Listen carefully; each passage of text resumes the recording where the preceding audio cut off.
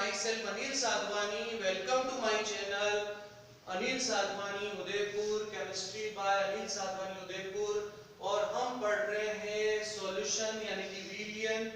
इसमें हमने कल का थोड़ा सा रिवीजन स्टार्ट कर रहे हैं। देखिए हमने कल मोलरता पढ़ी थी। मोलरता क्या होता है? मात्रा में अणुभार का भाग देते हैं 1000 अपॉन आयतन। और मोलरता का सूत्र, मोलरता की जो इकाई होती है मोल पर लीटर होती है। मोलरता निकालते हैं 10 इंटू परसेंटेज इंटू घनत्व और अणुभार करके भी निकाला जा सकता है। और अगर आपसे पूछे कि मोलरता पर ताप का प्रभाव पड़ता है तो हाँ कहेंगे कि ताप का प्रभाव पड़ता है। ताप बढ़ाने पर मोलरता कम होती है, व्युत्क्रमानुपाती होता है। अब हम ले रहे हैं संयोजकता गुणांक। क्या होता है संयोजकता गुणांक? बताइए। संयोजकता गुणांक निकालने के लिए जैसे एसिड का संयोजकता गुणांक अगर मैं आपसे पूछता हूं तो आप बताएंगे, बताइए इसका संयोजकता गुणांक कितना होगा? 1 होगा। और इसका संयोजकता गुणांक कितना होगा? 2। संयोजकता गुणांक क्या होता है? इसमें जितने H+ आयन रिप्लेस होते हैं ये इसका संयोजकता गुणांक होता है। जैसे हम NaOH ले रहे हैं और KOH ले रहे हैं तो इनका संयोजकता गुणांक क्या होगा? OH की संख्या के आधार पे होगा। इसका 1 होगा, इसका 1 होगा। इस तरह से हमने संयोजकता गुणांक निकाला था। और उसके बाद आपने नॉर्मलता पढ़ी थी। नॉर्मलता के लिए मात्रा में तुल्यांकी भार का भाग देना पड़ता है इंटू 1000 अपॉन आयतन। अब आप तुल्यांकी भार निकालना सीखे थे। तुल्यांकी भार निकालने के लिए क्या करते हैं? जो अणु भार होता है उसमें संयोजकता गुणांक का भाग दिया जाता है। तो हमें क्या प्राप्त होता है? तुल्यांकी भार प्राप्त होता है। अणु भार में संयोजकता गुणांक का भाग देके तुल्यांकी भार निकाला जाता है। तुल्यांकी भार निकलने के बाद हमने कल लास्ट लेक्चर में क्या पढ़ा था? बताइए कि नॉर्मलता और मोलरता का संबंध पढ़ा था। नॉर्मल मोलरता ज्ञात है तो नॉर्मलता ज्ञात करने के लिए उसमें संयोजकता गुणांक को क्या कर देते हैं? इनटू कर देते हैं। इस तरह से नॉर्मलता और मोलरता में संबंध प्राप्त होता है। और आज हम जो शुरू करने वाले हैं वो है मोलरता। आज का अपना जो फर्स्ट पॉइंट है वो है मोलरता। मोलरता की सबसे पहले इकाई की बात करें तो क्या होगा? मोल पर केजी। तो इसकी इकाई या यूनिट क्या होगी? मोल पर केजी। अब मोलरता क्या होता है? विलेय पदार्थ के ग्राम मोलों, या केवल मोल भी कह सकते हो, मोलों की वह संख्या जो 1 लीटर 1 किलो विलायक में उपस्थित हो। या 1 किलो की जगह कई बार 1000 ग्राम विलायक भी में लिखा रहता है। तो विलेय पदार्थ के मोलों की या ग्राम मोलों की वह संख्या जो 1 किलो विलायक में उपस्थित हो। कहने का मतलब यह है कि आपको सबसे पहले क्या करना है? 1 किलो विलायक तोलना है।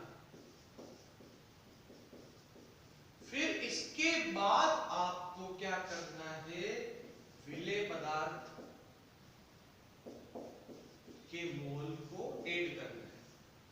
ठीक है, तो उसके बाद विलेय पदार्थ को डालेंगे। जो नेचुरल है 1 किलो और विलेय पदार्थ को डालेंगे तो ये 1 लीटर से आयतन क्या होगा? ज्यादा होगा। तो मोल निकालने का फॉर्मूला क्या होता है? मोल को किससे सिंबलाइज करते हैं? N से। ये मोल की फॉर्मूला आपको याद हो गया होगा। मात्रा में अणुभार का भाग देते हैं तो क्या प्राप्त हो जाता है? मोल। तो मात्रा में अणुभार का भाग देते तो मोल प्राप्त होता है। तो मोल इसको सिंबलाइज करते हैं स्मॉल m से। मात्रा अपॉन अणुभार इंटू 1 अपॉन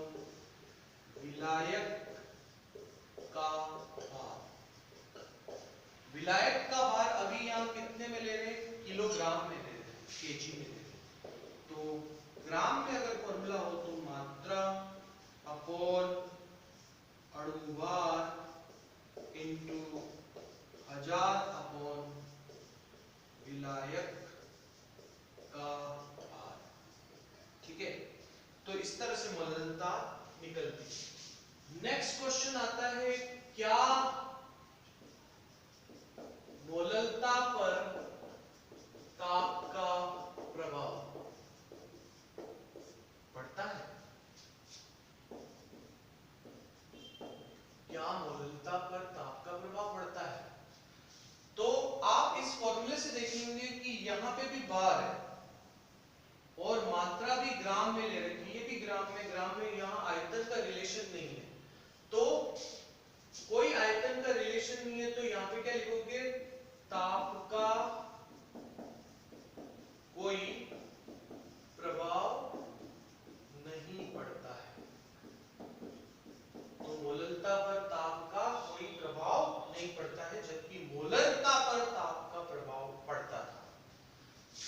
इसके बाद अगर एक क्वेश्चन आपसे बहुत अच्छा पूछा जाता है, 1 m विलियन व 1 m विलियन में से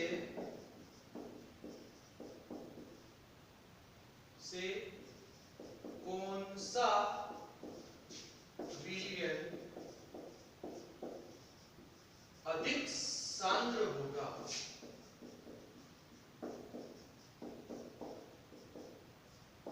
तो क्वेश्चन ये है कि 1 m एक मोलर विलियन और एक मोलल विलियन में से कौन सा विलियन अधिक सांद्र होगा? तो कंपैरिजन इन दोनों के बीच में, अगर हम बात करें कैपिटल M की, तो ये क्या होता है, मोल पर लीटर। इसकी बात करें तो ये क्या होता है, मोल पर केजी। लीटर और किलो में से कौन ज्यादा हुआ? नेचुरल है कि किलो ज्यादा होगा, ज्यादा। तो विलायक इधर ज्यादा हुआ, विलायक ज्यादा होगा तो सांद्रता क्या हो जाएगी, कम हो जाएगी। इस बात को मैं एक एग्जांपल से भी समझा सकता हूं, पर अभी मैं आपको एक चीज छोटी सी याद करवा देता हूं। बड़ा M बड़ा है, छोटा M छोटा है। तो आंसर तो आपको याद रह जाएगा, बड़ा M बड़ा है और छोटा M छोटा है। तो कंसंट्रेशन यानी सांद्रता के रेस्पेक्ट में अगर बात करें तो मोलरता ज्यादा होगी और मोलरता कम होगी। जैसे मैं आपको एक एग्जांपल देता हूं कि आपने यहां पे H2O लिया पानी और आपने शक्कर मिलाई। दूसरे स्टूडेंट ने पानी ज्यादा लिया और शक्कर उतनी ही मिलाई जितनी इसने मिलाई। तो आप ये बताओ कि इसमें शक्कर, किसमें शक्कर ज्यादा होगी? तो सीधी सी बात है, जिसमें पानी कम है उसमें शक्कर की सांद्रता क्या होगी, ज्यादा होगी। इसमें पानी ज्यादा है इसलिए शक्कर की सांद्रता उसमें क्या हुई, कम हुई। तो एक सीधी सी बात आपको समझ में चाहिए कि जिसमें विलायक ज्यादा है, ये विलायक किलो में है तो किलो ज्यादा होगा, लीटर उससे के कंपेयर में थोड़ा कम होगा। तो किलो ज्यादा है तो विलायक क्या हुआ, यहाँ पे ज्यादा हुआ। तो ज्यादा हुआ तो सांद्रता क्या हो जाएगी, कम हो जाएगी। तो आप कई स्टूडेंट कंफ्यूज होते हैं कि सर आप तो कह रहे हो विलायक ज्यादा तो सांद्रता ज्यादा। विलायक ज्यादा, पानी ज्यादा हो गया तो शक्कर की सांद्रता क्या होगी, कम होगी। और इसमें विलायक कम है तो शक्कर की सांद्रता इसमें क्या होगी, ज्यादा हो जाएगी। तो आप बिल्कुल सिंपल से याद कर सकते हैं कि ये मोल पर लीटर है। अब उत्तर क्या लिखेंगे कि इसका मतलब होता है मोल पर लीटर, इसका मतलब होता है मोल पर केजी। इसमें विलायक अधिक है इसलिए इसकी सांद्रता क्या है, कम है। कैपिटल M कैपिटल होता है, स्मॉल m स्मॉल, तो कैपिटल M की सांद्रता क्या होगी, ज्यादा होगी। ठीक है, तो हम नेक्स्ट पेज पे इसका आगे डिस्कशन करते हैं। आज हम सेकंड टॉपिक जो अपन स्टार्ट कर रहे हैं वो द्रव्यमान प्रतिशत या भार प्रतिशत। द्रव्यमान प्रतिशत या भार प्रतिशत कैसे निकालते हैं? बिल्कुल सिंपल सा फॉर्मूला है जो छोटी क्लास में पढ़ा है। लाभ कैसे निकालते हैं प्रतिशत में? क्रय मूल्य लाभ अपॉन क्रय मूल्य इनटू 100 कर बस। उसी द्रव्यमान प्रतिशत निकालिए। तो द्रव्यमान प्रतिशत क्या होगा? विलेय की मात्रा, विलेय की मात्रा किस में ले रहे हैं हम? ग्राम, डिवाइडेड बाय विलेय प्लस विलायक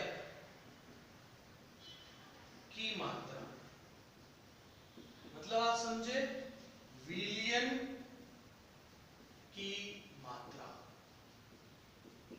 इनटू क्या आ जाएगा? 100। ठीक है, तो विलेय की मात्रा डिवाइडेड बाय विलयन की मात्रा इनटू 100। द्रव्यमान प्रतिशत को आप इस तरह से भी लिख सकते हैं, WB WA प्लस WB, मतलब विलेय और विलायक और विलेय दोनों की मात्रा, ये विलेय की मात्रा इनटू 100। ये प्रेजेंटेशन का तरीका है, आप वो फॉर्मूला भी यूज कर सकते हैं। तो द्रव्यमान प्रतिशत के बाद हम ले रहे हैं ppm, जिसको हमने क्या पढ़ा था? पार्ट पर मिलियन। मिलियन का मतलब बताइए? 10 की पावर 6। तो फॉर्मूला हो जाएगा विलेय की मात्रा डिवाइडेड बाय विलयन की मात्रा। दोनों को किस में ले रहे हैं? इसको भी ग्राम में ले रहे हैं और इसको भी क्या ले रहे हैं? ग्राम में। ठीक है, इनटू किससे कर देंगे? इसको 100 से। इस तरह से बनेगा पार्ट पर मिलियन। और एक होता है पार्ट पर बिलियन। कैसे निकालेंगे? विलेय की मात्रा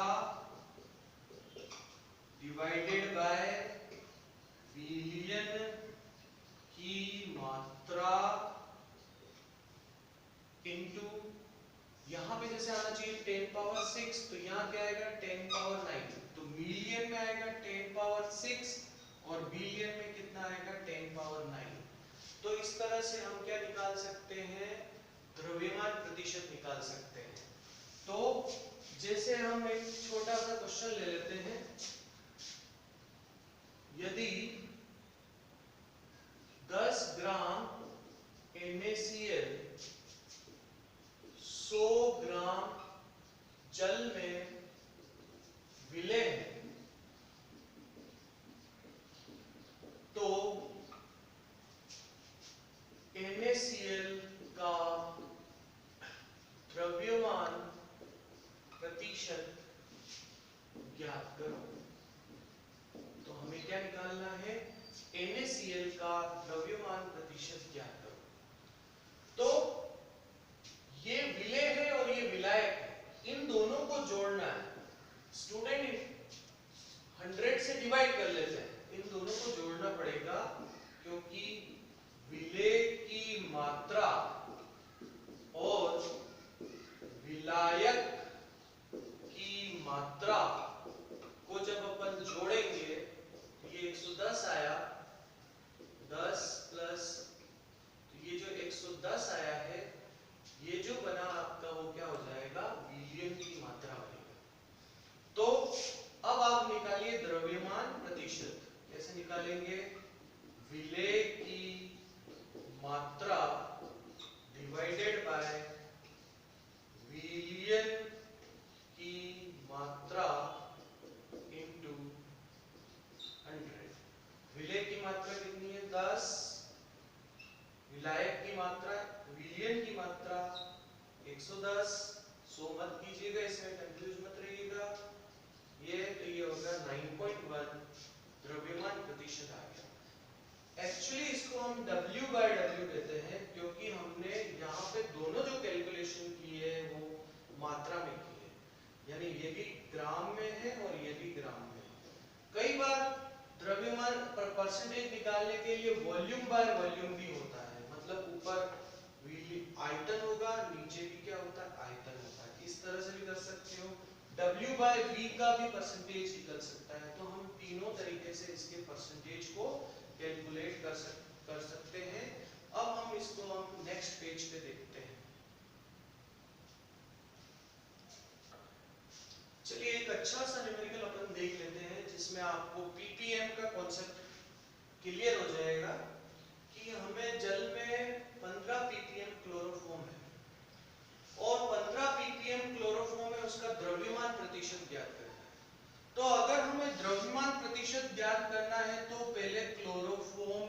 मात्रा पता होना चाहिए, क्लोरोफॉर्म की मात्रा।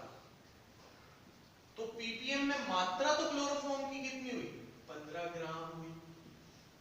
ठीक है, तो क्लोरोफॉर्म की मात्रा ज्ञात करने के बाद जल की मात्रा, जल की मात्रा कितनी होगी उसको भी डिस्कस करें।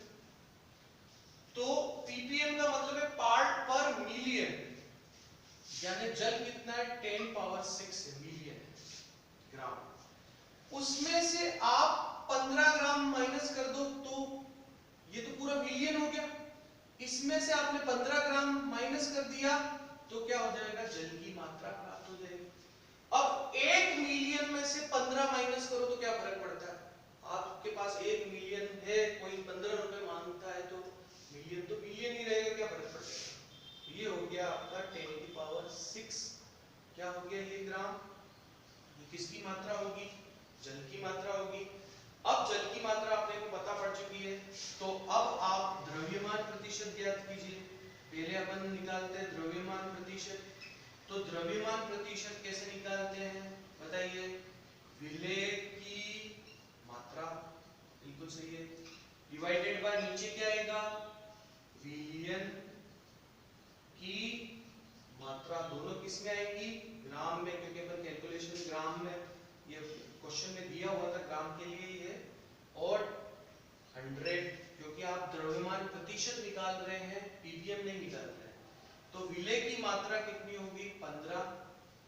विलियन की मात्रा 10 पावर 6, क्यों, विलियन तो पीपीएम में है, उसमें 15 का कितना बड़ा रोल तो है ही नहीं, 100। ठीक है, तो 15 10 पावर 6 और इसको क्या लिखेंगे 10 पावर 2, इसको ऊपर ले जाइए 15 10 पावर 2 में से ये गया तो आपके पास आ गया 15 इंटू 10 पावर -4 परसेंटेज। ये आपके पास इसका द्रव्यमान प्रतिशत ज्ञात हो जाएगा।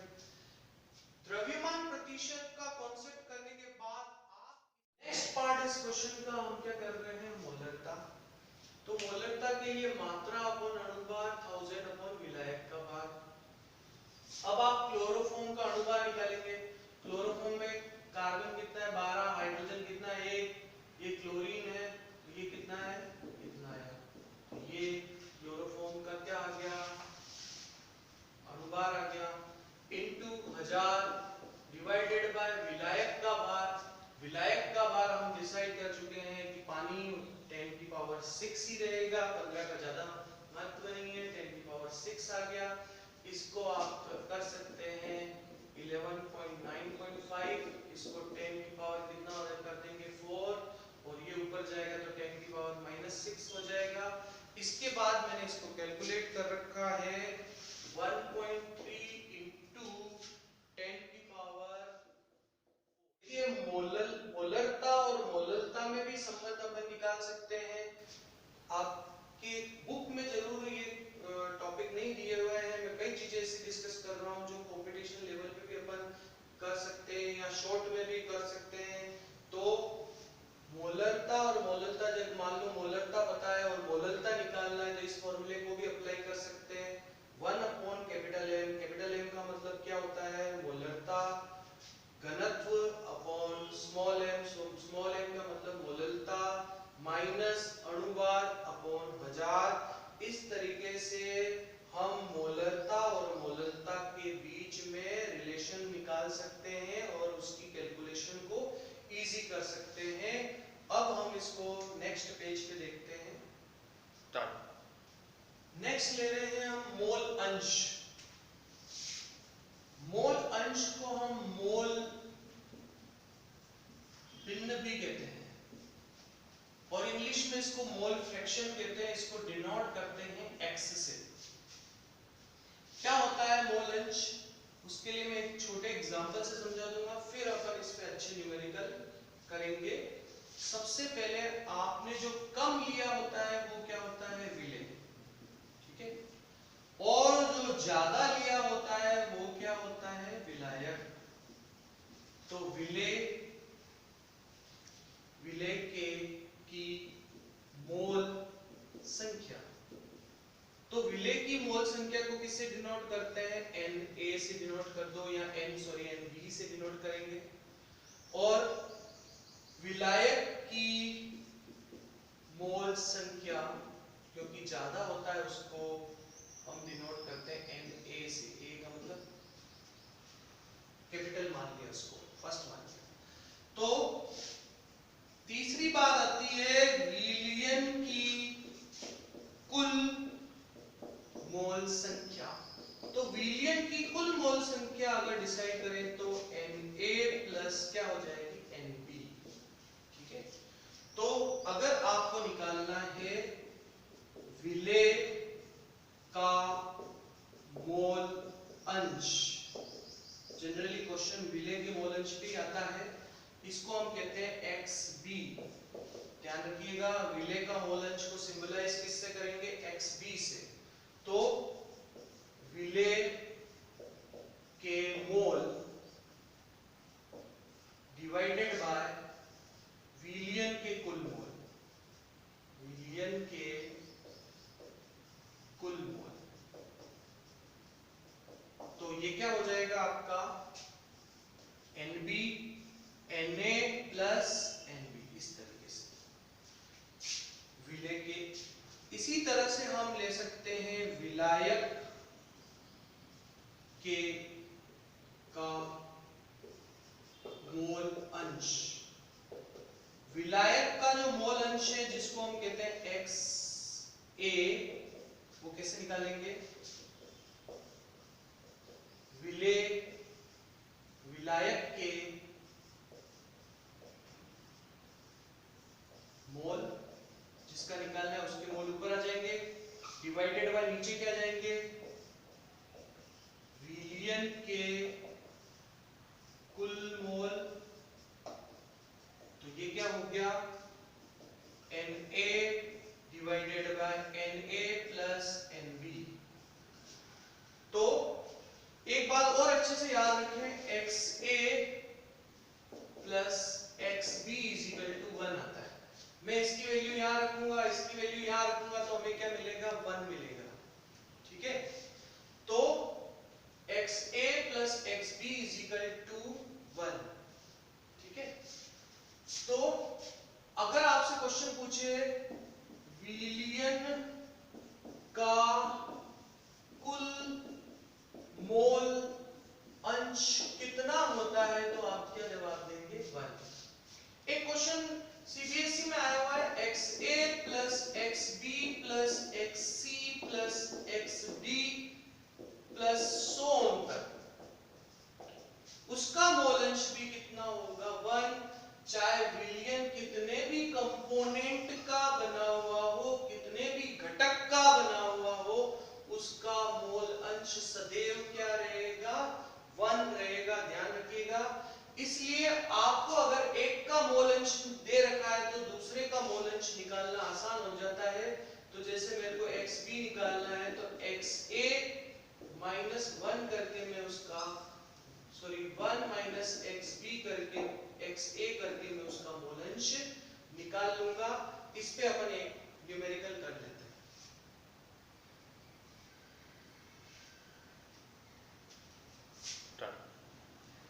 देखिए, हम मोल अंश पे एक न्यूमेरिकल कर लेते हैं। चाहे न्यूमेरिकल की कैलकुलेशन पार्ट या प्रेजेंटेशन हार्ड हो चाहे सिंपल हो, उसके कॉन्सेप्ट अगर सही होंगे तो आप क्वेश्चन आराम से कर लेंगे। जब भी मोल अंश आए तो मोल छोड़ो, पहले अंश छोड़ो, पहले मोल निकालो। तो हम पहले क्या निकाल लेंगे? मोल निकालेंगे। तो सबसे पहले हम मोल निकालेंगे, मोल ऑफ इथेनॉल। इथेनॉल के लिए मोल का सूत्र आपको पता है, मात्रा में किसका भाग देना पड़ता है? अणुभार का भाग देना पड़ता है। तो मात्रा में अणुभार का भाग देंगे तो मात्रा कितनी है? 46 ग्राम। अणुभार अगर आप इसका निकालेंगे तो 46 ही आएगा, तो कितना मोल हो गया? 1 मोल। अब मोल ऑफ H2O, सूत्र वही, मात्रा में किसका भाग देंगे? अणुभार का। तो मात्रा कितनी? 36, अणुभार 18, H2O का अणुभार, तो ये कितना आ गया? 2 मोल। इसके बाद हम अमोनिया के मोल निकालते हैं। मात्रा में किसका भाग दे दोगे? अणुभार का। मात्रा 17, अणुभार भी 17, तो ये कितना आ गया? मोल। मोल निकालने के बाद तीसरी स्टेप में हम क्या निकालते हैं? कुल मोल। कुल मोल कितने हो गए? ये 4 मोल, ये विलियन के मोल हो गए। अब आप एक एक का मोल अंश निकालते चले। मोल अंश इथेनॉल का, ठीक है, तो उसके मोल डिवाइडेड बाय कुल मोल, उसके मोल डिवाइडेड बाय कुल मोल, तो कितने बनेंगे? 0.25। और मोल अंश की कोई इकाई नहीं होती है क्योंकि मोल से मोल क्या हो गया? कैंसिल हो गया। इसके बाद हम मोल अंश H2O के निकाले, तो मोल अंश निकालने के लिए क्या क्या करते हैं? मात्रा में उसके मोल डिवाइडेड बाय कुल मोल, तो ये कुल मोल किए 1/2 यानी 0.5 आ गया। इसके बाद अपन मोल निकाले इसके अमोनिया के, तो कितने हैं? 1 डिवाइडेड बाय 4 यानी 2.5 आ गया। तो आप ये भी सिद्ध कर चुके हैं कि विलियन का कुल मोल अंश कितना होता है? विलियन का कुल मोल अंश कितना होता है? 1 होता है, चाहे उसमें कितने भी कंटेन क्यों नहीं हो, कंपोनेंट कितने भी हो या घटक कोई भी हो। तो बच्चों इससे रिलेटेड हम हार्ड न्यूमेरिकल भी करेंगे, पर नेक्स्ट लेक्चर में करेंगे। पर हार्ड आप वर्ड मत लीजिए, कॉन्सेप्ट पे जाइए। कॉन्सेप्ट अगर आपकी क्लियर है, सिंपल से यही कॉन्सेप्ट है, उस न्यूमेरिकल को थोड़ा सा चेंज करके कर रखा है, पर हम कॉन्सेप्ट को समझेंगे तो वो न्यूमेरिकल भी बहुत आराम से हो जाएंगे। Thank you very much.